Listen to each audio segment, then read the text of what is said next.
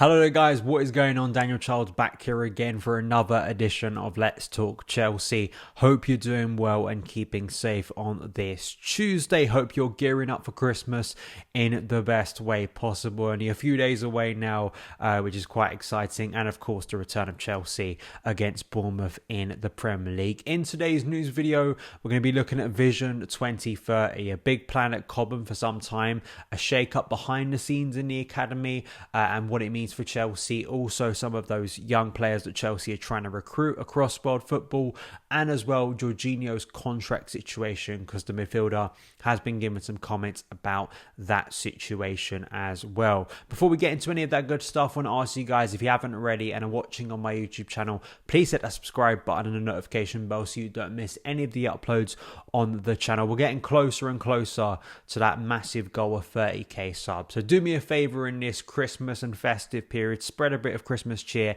That's what happens when you not only hit the subscribe button and notification bell, but mostly as well when you hit that like button, because it helps new people find this Chelsea content. If you are listening on the podcast, who haven't checked out the podcast feed, make sure you do. Link in the description box below. Son of Chelsea is a part of the 90 Min podcast network. Going to be some exclusive podcast content going up onto that feed. Me reviewing the year of 2022 from a Chelsea perspective, an extended podcast. So definitely go over there, all your podcast platforms, search Son of Chelsea and you will find it. But let's get into the news.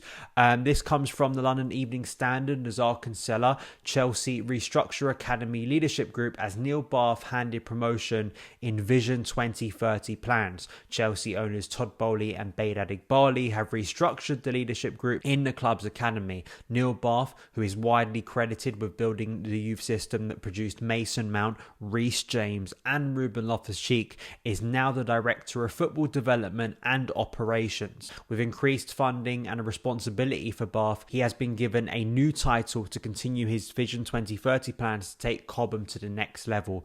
Bath will remain in charge of the famed youth development program. I do want to reference this tweet from Chelsea Youth, which is a great account and know a lot more about the Chelsea Academy and the people involved on the pitch and off the pitch than most of us do.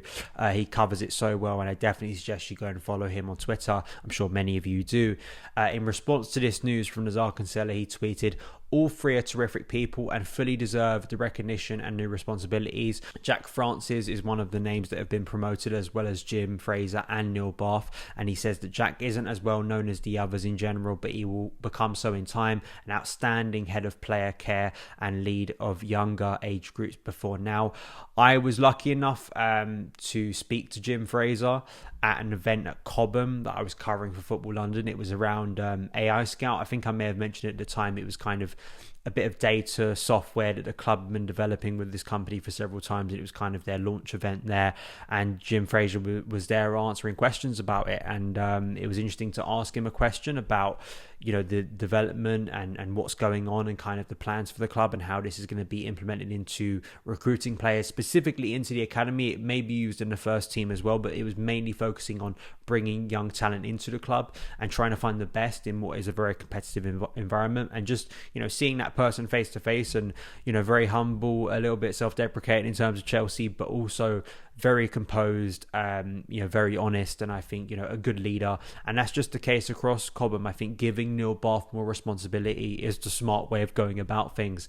Seeing the development it has been at Cobham and seeing those players that we have seen thrive and develop into the first team, and those hopefully coming through at the moment.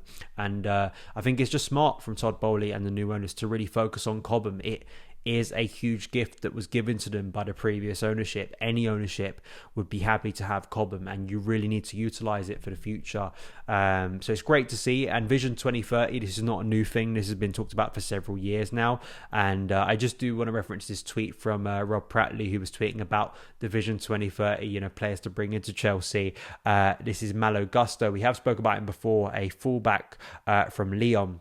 is apparently another Vision 2030 player, and they view him as an ideal option to cover and challenge Reece James. His contract is up in 2024 and very young, but Leon are hard to deal with, and he will want assurances on minutes. We have spoke about Gusto. I think it was the time we were speaking about Jeremy Frimpong as well, potential options actually for the January window.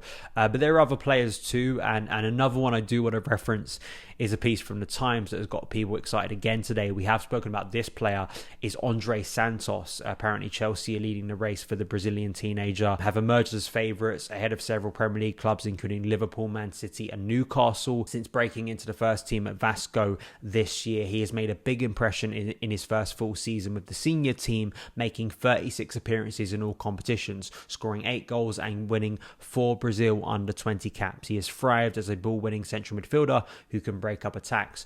So it all, combined, it's a lot of the theme we've been speaking about in recent months in terms of Chelsea looking to recruit young players across world football, bring them into the system and hopefully develop them into the first team. But it's also about investing in what's already there, with Neil Bath giving him more responsibility, promoting the likes of Jim Fraser, promoting those who have impressed already in the system. And it's taken some time to kind of get this structure in place, but I think it's highly encouraging, particularly with those who know the academy very well and know the people that have impressed in that system.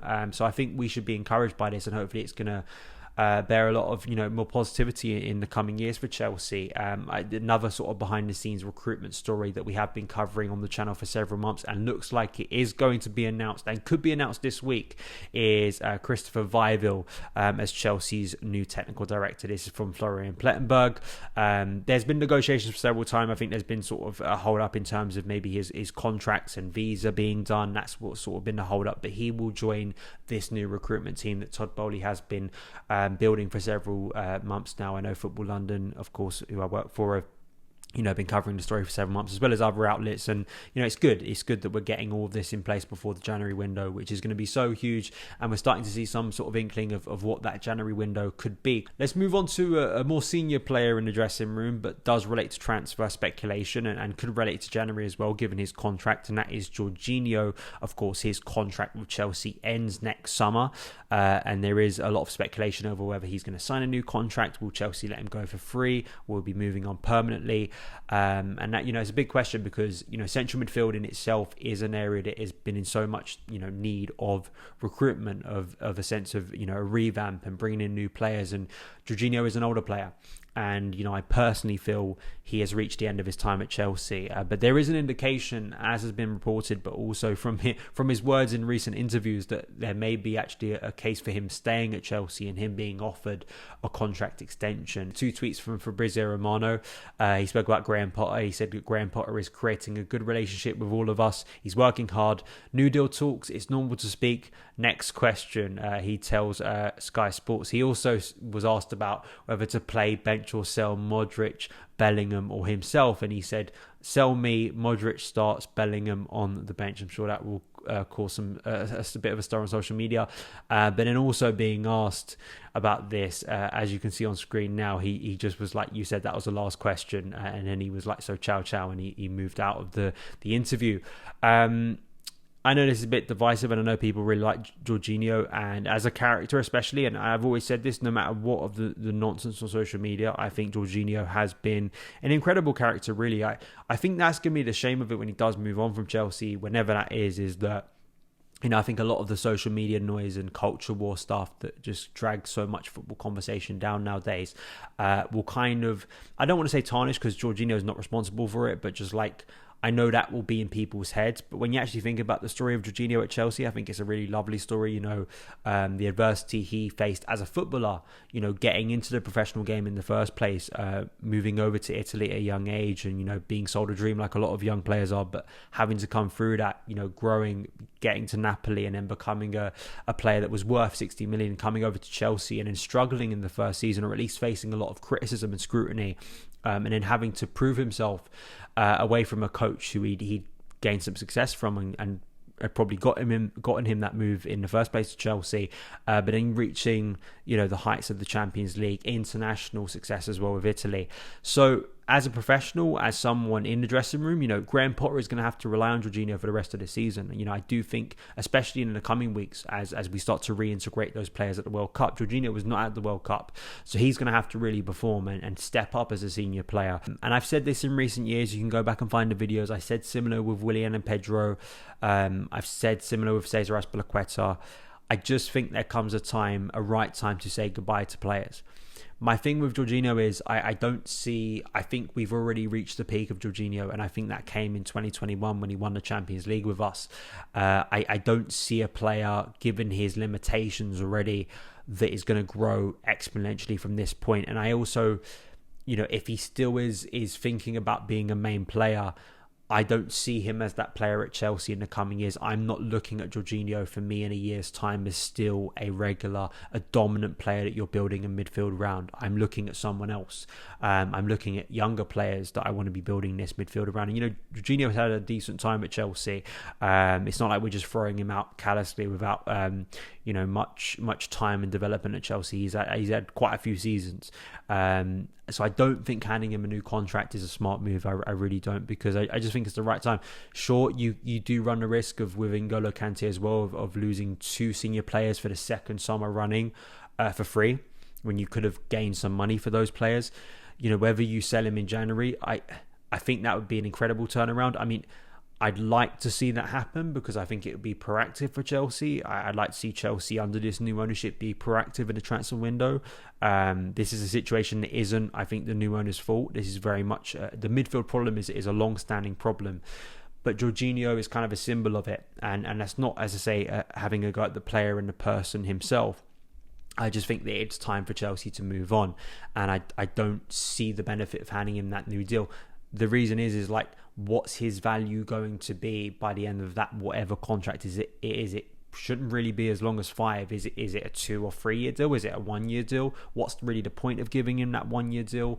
That's kind of my thing. I do think that if you're going to sell him, I think obviously you have to sell him next month. But is that at all possible? Is that the smart thing to do if Chelsea can't get in a suitable midfielder in that window? If you can get in a midfielder, then maybe you would consider it. But that's a big question I'd pass on to you guys. Would you be open to selling Jorginho because you'd get some value for him? Are you giving him a new contract? Do you think it's a smart thing to give him a new contract as a senior figure of this current dressing room that maybe is going a little bit younger in the coming years? Let me know your thoughts in the comments below. But that is it for today's news video. Thank you guys so much for taking the time to watch it. As ever, if you did enjoy it, hit that subscribe button and a notification bell. Do follow me on Twitter. Do follow me on TikTok at SonOfChelsea. And I will see you again very soon. All the best.